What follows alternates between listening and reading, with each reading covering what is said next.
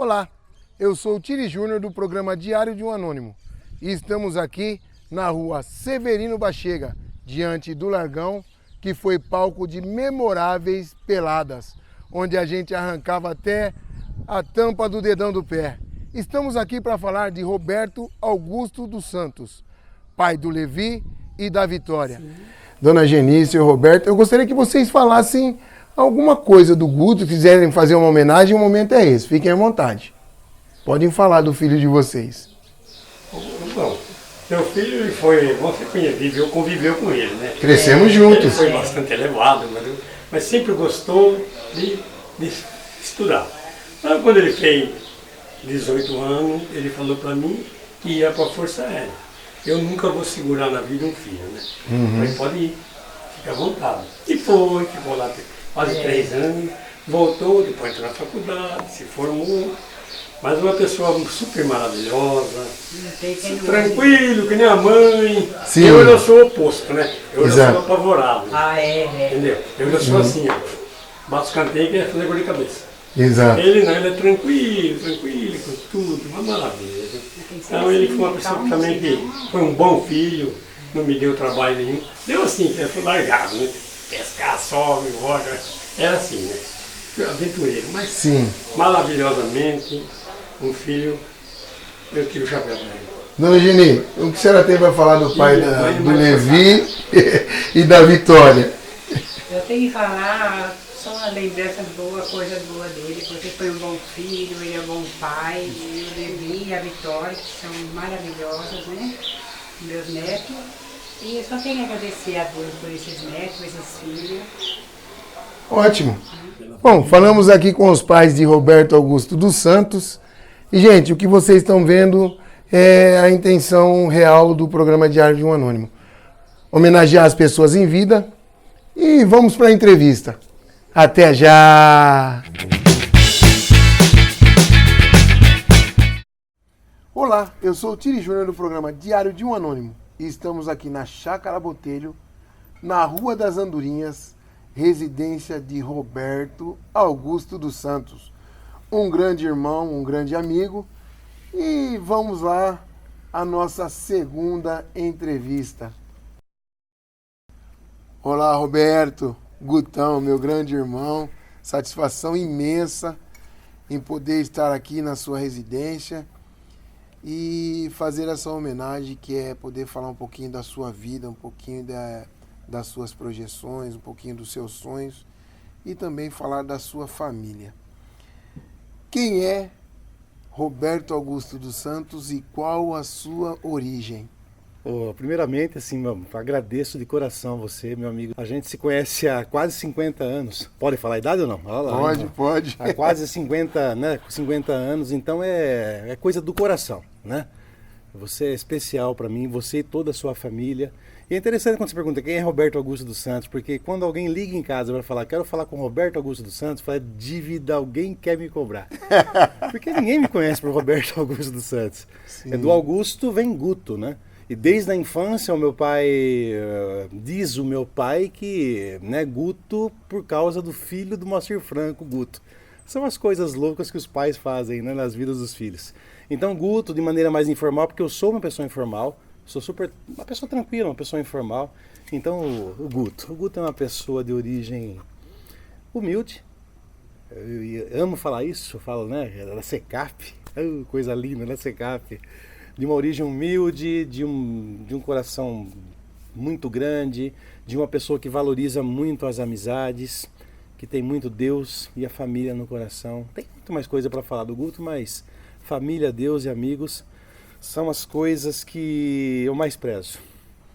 Guto, na sua trajetória, você tem aí o teatro, você tem a aeronáutica, você tem um coral. E você também passou por um seminário, cara. Eu queria começar por aí, porque quanto tempo você ficou no seminário e qual foi a experiência que você passou por lá? O que você pode falar pra gente dessa sua convivência no mundo espiritual? A questão do mundo espiritual, o meu grande inspirador sempre foi meu pai. Eu falo que desde criança, né, eu lembro quando o Papa João Paulo II, 85, nas missões, eu era criança de tudo. E nós acordávamos muito cedo, meu pai colocava uma blusa da Bardal, meu pai sempre trabalhou em posto de gasolina, e eu ia com ele de mãos dadas assim à igreja, então eu sempre tive assim Deus muito no coração. E foi quando eu participei por muito tempo de uma comunidade de jovens, Tupi, na Medianeira, eu e vários amigos lá. E uma vez o padre Vicente Oliboni, ele falou assim, rapaz, você tem jeito para ser padre. Eu namorava e tinha terminado um namoro de um bom tempo com uma moça aqui de Jaú. E ele falou, você tem jeito para padre? Eu falei, nossa senhora, será que você tem certeza do que você está falando? Aí eu mais 3 amigos, Cal, Pepeu, né? O Cal, o Pepeu e o Humbertinho, são 4 amigos. Nós fomos para a ordem premonstratense em Carapicuíba, Bom Jesus de Pirapora. Eu fiquei encantado, assim, com um monumento, parecia que eu estava num período medieval, um castelo enorme, né? Uns seminaristas, uma boa comida. Enfim, tinha muita coisa legal. Mas eu percebi logo que não era a minha vocação, né? Principalmente por quando se fala em voto de pobreza, até tudo bem, porque a gente é simples, a gente vai. Voto de castidade, eu falei, poxa, cara, não sei se é minha praia não, meu irmão. Eu consegui ficar lá 15 dias. 15 dias e eu falei, voltei para cá. Eu falei, eu não tinha vocação. Apesar que sempre quando eu fiz testes vocacionais, sempre deu ou para educação ou para religiosidade. Eu tenho essa pegada também muito forte da religiosidade. Mas eu falei, meu caminho é outro, meu caminho é conhecer alguém, como eu conheci, né? Minha esposa que é maravilhosa, constituir uma família muito linda. Então, graças a Deus, Deus me colocou eu nesse caminho em vez de seguir a carreira aí religiosa. Guto, legal, cara. Você já falou da Bia, então já no meio do programa a gente vai fazer uma coisa diferente. Faz uma homenagem para a Bia. A Bia é o seguinte, eu sou um homem antes da Bia. Ela não está escutando isso não, né? Porque se ela escutar depois isso, ela vai usar as palavras contra mim. Mas assim é um fato, eu sou uma pessoa antes da Bia e uma outra depois da Bia. A Bia eu conheci quando eu morava em Bauru, a gente não se conheceu em Bauru, nós nos conhecemos em Maresias, litoral norte de São Paulo. Eu morava em República e nós íamos direto, né, com os amigos para lá, para curtir aquela região maravilhosa do Brasil. E eu conheci a Bia lá. Foi um amor que dizem que, né, o amor que sobe a serra. Ele subiu a serra, a gente namorou por muito pouco tempo, foram 3 meses de namoro só. Aí o Levi, né, já estava, né, praticamente programado. Enfim, foi uma coisa que não foi planejada, aconteceu, foi uma paixão muito interessante e a gente está junto há só 23 anos já. E a Bia eu falo que é um lado que eu nunca tive. Né? Eu falo que é um lado da razão, é um lado, né, do comprometimento, da perseverança, um lado do ser empreendedor. Eu tenho outros lados meus que complementam com certeza ela e ela me complementa muito nesse sentido. Eu falo, então, que eu sou uma pessoa muito diferente depois que eu conheci a minha esposa. Guto, a sua experiência nas Forças Armadas, na aeronáutica, Guto. Assim, eu queria que você falasse dos amigos que você adquiriu lá. Sei que vocês se encontram aí, não constantemente, mas tem uma data a cada ano para que vocês se encontrem. Mas fala do teu início, porque assim, eu me lembro muito bem que nessa época a gente recebia aqueles papeizinhos, aqueles panfletos em forma de dinheiro que vinha escrito, né, um convite para que a gente fizesse parte das Forças Armadas, da Aeronáutica, do Exército, enfim. Fala um pouquinho dessa sua experiência pra gente. Olha, uma das melhores experiências que eu já tive na vida, eu trabalhava, não sei se você lembra, Zé, eu trabalhava na Primor, né, Indústria e Comércio de Bebidas Primor na época, na parte do faturamento. E eu sempre fui um jovem muito inquieto. Eu falo que amo meu pai, mas nunca assim, né, nunca acreditei em tudo que ele falou para mim. Porque se dependesse do meu pai, eu não estaria talvez, né, onde eu falo assim, eu não teria saído, eu não teria conhecido muitas coisas que a vida me proporcionou de maneira bastante saudável. E a aeronáutica foi uma delas. Eu pedi a conta na Primor, eu era moleque de tudo. O Cal da Segaf, né? O irmão do Pitico, inclusive o Cal foi comigo de carona até Pirassununga para fazer a inscrição, né, como militar. Eu fiquei 3 anos em Pirassununga. Eu entrei como soldado, nós temos um período de 1 ano, depois eu engajei E fiquei por mais 1 ano e meio, mais ou menos, ou 2, quase na aeronáutica. Eu falo que primeiro eu aprendi muito lá com os meus irmãos, né, de farda. Eu aprendi a valorizar, eu sempre valorizei família e tal, mas lá, quando você passava muito tempo lá, você falava, meu, que saudade da mãe, que saudade do pai. E a gente aprendeu a se virar sozinho. Bons amigos, um deles inclusive você conhece, né, que já se foi, infelizmente já se foi, ou felizmente já se foi, porque a vida não é só aqui, é o Haroldo. O Haroldo foi comigo para a aeronáutica e eu falo assim até hoje, que todos, né, eu, o Max, Haroldo, o Ney, o Reginho Matiello, que é o meu grande irmão também, todos fomos e voltamos, mas o único que tinha assim, perfil para militar era o Haroldo. Gostava, era um cara engajado e infelizmente, em função de uma doença, ele perdeu a vida, né? Muito jovem ainda, e eu tenho saudades dele até hoje. A aeronáutica para mim foi assim uma melhor experiência, eu aprendi a valorizar muito e os nossos irmãos se encontram, inclusive agora no dia 23 de novembro, lá em Pirassununga, na Academia da Força Aérea, nós temos um grande evento. Da minha turma com 277 pessoas, pelo menos 150 vão se encontrar agora dia 23/11. Eu pego, vou para lá, passo um dia completamente diferente e volto carregado de energia, que foi uma experiência fantástica lá. O Guto tá falando do Haroldo, gente. O Haroldo é um primo e a gente se emociona muito quando fala porque o Guto falou que ele era o único que tinha vocação para ser militar. E o Haroldo ele tinha vocação para ser primo, o Haroldo ele tinha vocação para ser irmão, o Haroldo ele tinha vocação para ser amigo. Né? O Haroldo faz muita falta no nosso meio porque ele era o cara que era eclético para todas as situações, né? E assim, onde quer que ele esteja, que Deus o abençoe muito, que Deus o cuide muito dele. E eu tenho certeza que ele está olhando para nós nesse momento, né, Guto? E Haroldo, nós amamos você, cara, onde quer que você esteja. Vamos falar um pouquinho também, Guto, que você tem na veia e assim, eu não pude ver muito, mas eu sei de alguns testemunhos. Você fez teatro. Fala um pouquinho do teatro pra gente, cara. Como que é? Você tá em cena, você tá demonstrando para uma quantidade de pessoas aquilo que você sabe fazer, aquilo que você aprendeu, que você desenvolveu como ator. É interessante isso, porque quando eu era muito menino, eu era muito introvertido, né? Nada extrovertido. Eu era mais quieto, eu demorava muito para avançar, né? Eu fazia amigos na medida que outros me chamavam. Tinha essa característica. Mas ao mesmo tempo eu sempre gostei muito de teatro. No Caetano Perlato, que você conhece muito bem, que nós estudamos, né, juntos lá. Sim. Valdomiro.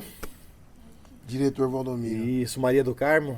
A Baratinha, Dona Maria. A Dona Maria, diretora da escola. Então sempre quando tinha algum evento conectado, né, a ideia do teatro, ela me chamava. Era o Paulo Pim, da banda Mata Hari, hoje meu grande amigo Paulo Pim, era sempre convidado para tocar um violão e eu tinha alguma peça teatral, era o Guto quem ia fazer alguma coisa. E aconteceu uma coisa muito interessante, em 82 veio para Jaú um dos bozos da TVS. São 3, né? São Arlindo Barreto, foi quem veio para cá, Vovó Mafalda e Luiz Ricardo. Então os 3 representavam o Bozo. Ele veio dar um curso, o Arlindo Barreto, um curso de artes dramáticas aqui em Jaú, e na época eu não tinha nem condição financeira, você sabe, né, Zé? A gente morava na Secap, era um dinheiro malemar ali para comer, enfim. Mas algumas pessoas me ajudaram. E eu entrei nesse curso de artes dramáticas em 82 com o Arlindo Barreto e fiz um curso assim bastante extenso, com foco em artes dramáticas. E uma das peças que nós apresentamos em São Paulo, em 83, de Maria Clara Machado, Plúfito e Fantasminha, uma peça para 2.000 pessoas. Então foi aí que eu comecei a fazer alguma coisa nesse contexto. Mas assim, quando eu falo terminei depois de um ano, eu voltei à realidade da Secap. E qual que era a realidade nossa? Menino, não sonha muito, você precisa trabalhar para ajudar em casa. Então eu tive que esconder um pouco isso, fui trabalhar na Primor, fui fazer outras coisas, enfim.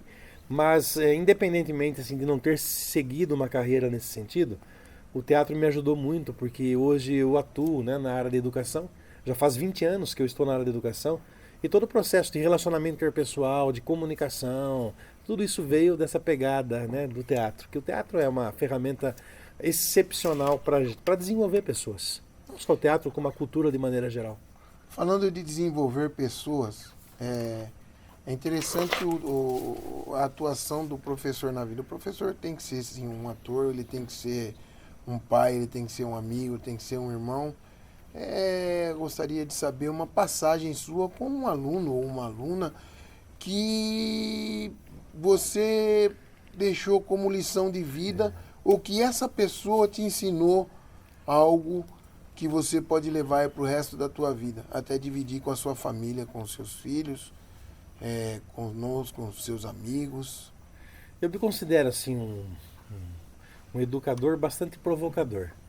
Eu costumo provocar bastante os meus estudantes, né, em sala de aula, e vejo assim que conteúdo é importante, mas mais importante do que conteúdo é essência, é foco, é missão de vida. Os jovens, de maneira geral, hoje, eles assim faltam neles a ideia de missão de vida. Busca-se muito conteúdo e chega-se lá na frente e fala para que serve tudo isso? Em termos de vocação, né? Eu vejo primeiro a essência. Há várias passagens interessantes. Eu assim tenho o meu compromisso como educador, que é uma ementa, são conteúdos que têm que ser passados semestralmente falando, mas eu sou aquele tipo de educador que vai além. Eu consigo às vezes perceber nas entrelinhas o que uma pessoa está pensando, e muitas vezes é no corredor, é na toninha, é no churrasco que eu promovo em casa com os meus estudantes, que eu consigo perceber se a pessoa precisa de uma orientação diferente. Uma vez aconteceu um caso muito interessante com um aluno meu, só para dar um depoimento, eu falando o semestre quase todo, ele nunca assim muito prestando atenção. Aí um dia eu cheguei e falei assim, vem conversar comigo. Levei ele para fora, fomos tomar uma cerveja, ele chorou e falou para mim assim, poxa, o meu pai não me trata de maneira igual ao meu irmão. Ele me menospreza, eu não vou nem falar o que o pai falava para ele, né? E ele estava completamente assim desnorteado, frustrado, até início de depressão em função de um tratamento desigual do pai para com o filho. Eu poderia nem ter percebido isso, ou é nem meu papel pensar nisso, porque meu papel é passar com os conteúdos em sala de aula. Eu já sentei com ele, né, e por meio de uma conversa, provoquei uma modificação muito interessante na vida dele. Pelo menos estimulei no sentido de ter mais autoestima. Um amigo meu fala que se as escolas ensinassem pelo menos os jovens a terem autoestima, o resto é com eles. É o que mais falta hoje, eu falo assim, é um processo de autoestima, autoconfiança, de foco, determinação, que as escolas, infelizmente, não são todas que estão muito bem preparadas para lidar com isso. Eu, como educador, percebo que a palavra tem poder. Então, quando eu entro em sala de aula, eu procuro assim sempre refletir, para não falar besteira e sempre ter a palavra certa na hora certa. Há interessados e há desinteressados, e é lidar tanto com os interessados como com os desinteressados de maneira igual, e trazer principalmente os desinteressados para uma outra perspectiva de vida. A educação é o que modifica uma realidade. Eu não falo só da educação formal, né, que é esse processo de entrou numa escola, primeiro ciclo, segundo, ensino fundamental, médio e tal. Não falo só desse processo de educação, porque a educação se dá em todos os contextos. Agora, por exemplo, né, numa conversa entre eu e você, há um diálogo e há uma educação informal. Você fala, eu ouço o processo. Eu falo, você ouve o processo. E de repente a gente sai diferente daqui, em função da conversa que tivemos, do momento que foi proporcionado por você, por exemplo, né, para o Guto e para a minha família. A educação é bastante ampla, não é só sala de aula, a educação se dá em todos os momentos da vida. Em todos os momentos da vida também, a gente fala em interação. E então eu vou pedir para o meu diretor aqui, para o meu cinegrafista, de me lembrarem no final de lembrar de um presente que esse rapaz aqui me deu. Tá certo? Então eu vou falar desse presente no final. O Roberto Augusto dos Santos, o coral. A gente fala de dons, né? Eu tirei o óculos porque não dá, gente. Eu vou tirar o óculos. A gente fala de dons. Você sempre teve o dom de encantar as pessoas já no falar. E você teve a oportunidade na sua vida de participar de um coral. Fala um pouquinho dessa experiência também. Eu acho importante a gente estar demonstrando para as pessoas que tem coisa que é imensurável na vida. E assim, Legal. puxa vida, cara. Fala um pouquinho do coral. O coral foi uma passagem excepcional. Primeiro eu agradeço uma grande amiga minha, que chama-se Daniela Zago, que ela, enfim, tem um profundo conhecimento musical e ela teve a ousadia, né, no final dos anos 80, início dos anos 90, de criar um coral em Jaú. E eu tive a oportunidade de participar desse coral. E junto com os outros amigos, o Daniel do Rosa e Rosinha, o Paulo Pim, nossa, um grande amigo meu e tantos, né, outros amigos. Eu falo que eu nunca, assim, eu sempre gostei de música e canto razoavelmente bem. Não sou uma pessoa que canto, né, não tenho um destaque no cantar. Eu tenho mais no falar do que no cantar, Zé. Mas eu até me escondia, porque quando você canta com outras pessoas, você acaba se escondendo. Eu sou barítono. Então tem o tenor, não é isso? Tem o tenor, tem o baixo, que é a voz mais grave do homem, e eu sempre me situei ali no meio do caminho, que não é nem aquele que alcança uma nota muito alta, nem aquele que alcança um grave também, né, muito alto, um agudo quanto um grave. Mas o coral foi para mim uma experiência de diversidade. Eu falo porque naquele grupo eram religiões diferentes, estilos diferentes, pensamentos diferentes. Eu aprendi muito a respeitar as diferenças das pessoas por meio desse processo musical. O auge foi quando a Mauri de René, a falecida Mauri, que casou-se com Daniela Zago, ele já, enfim, um grande cantor, fazia shows na Europa, veio para cá e eu participei de uma peça com ele, logicamente com muitos outros, né, cantores, de uma ópera que chama-se I Pagliacci. I Pagliacci, uma ópera excepcional, e eu nunca mais esqueço desse momento. Eu falo que o gosto musical que eu tenho hoje, eu falo que eu tenho um gosto eclético. Eu gosto de qualquer ritmo musical. Eu vejo que em todos os sons tem coisas muito boas e tem coisas ruins também. Então o coral me deu essa capacidade de discernir o que é legal, o que não é legal. Mas eu agradeço demais a Daniela Zago, que até hoje eu trago essa mulher no meu coração. É uma pessoa de uma visão muito grande, muito abrangente. Então foram muitos amigos gostosos que eu fiz no coral. Eu falo que eu lembro muito bem, porque eu sou uma pessoa que gosta um pouco de tudo. Da época da SECAP, Plimec, não sei se você lembra do Plimec. Lembro. Plimec era um projeto social que o Estado disponibilizava. E minha mãe e meu pai nunca falaram vai ao Plimec, mas eu era muito ligado nisso. Quando tem cultura, vamos lá, que eu vou chegar e, enfim, pode ser um artesanato, podia ser qualquer coisa na área cultural. Eu falo que hoje eu tento passar isso para os meus filhos, a importância da cultura na nossa formação. Mas o coral foi nota 10, né? E vamos falar um pouquinho agora sobre família. Guto, fala um pouco do teu pai, das experiências que você teve com seu pai, do aprendizado de vida e o que o seu pai representa para você. Meu pai é meu herói, né? Eu falo que eu tenho muitas assim ideias e muitas fotografias mentais.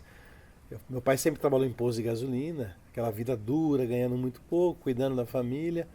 E eu falo que uma ideia bacana, final de semana, domingo, meu pai saindo para comprar frango. E sabe aquela coisa, trazer um frango no domingo para comer com macarrão em casa. Cara, eu não esqueço disso nunca. Meu pai, quando eu falo meu pai, os meus pais, né? Tanto o seu Roberto quanto a dona Geni são os meus heróis.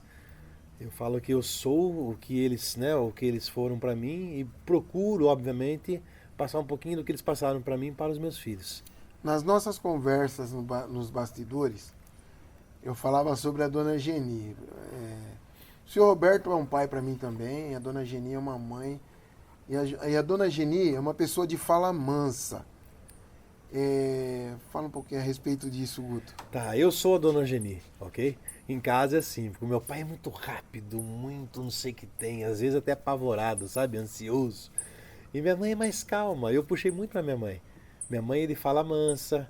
Até comentando com você hoje, minha mãe quando era muito jovem, a minha avó falou, você vai trabalhar com 11, 12 anos, sempre trabalhou na casa de famílias, né? Assim, com bastante dinheiro. E ela sempre foi assim, comedida, aprendeu a servir, fala pouco, mas sempre fala, né, o essencial. Até quando a gente vai para casa, né, a gente vai com muita frequência para casa dela hoje.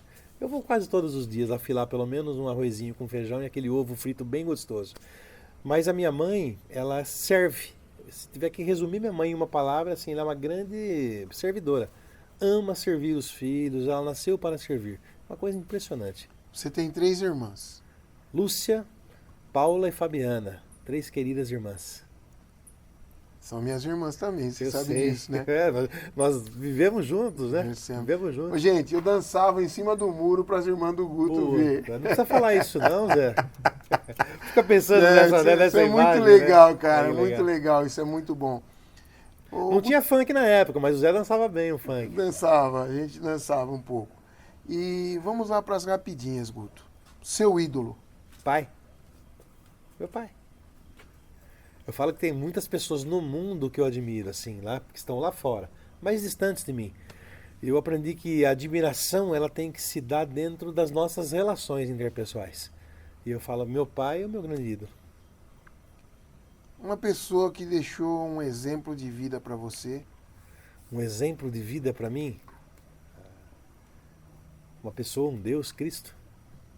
Eu falo porque até hoje, assim, com toda vez, lógico, que eu vejo na condição de homem pecador, e eu sou o caminho, a verdade e a vida. Sempre quando eu preciso me conectar, melhorar, a pessoa do Guto, né, como ser humano. Você falou de uma pessoa, mas eu conectei pessoa e Deus, não tem. O exemplo para mim é Cristo. Hobby. Hobby? Nossa, tem vários, hein? Eu gosto de pescar. Os meus cunhados falam que eu pesco mal pra caramba. Mas pescar, andar de moto, eu gosto muito de andar de moto. Eu frequentemente faço passeios com a Bia. Quer dizer, frequentemente, uma vez por mês hoje, em função do tempo.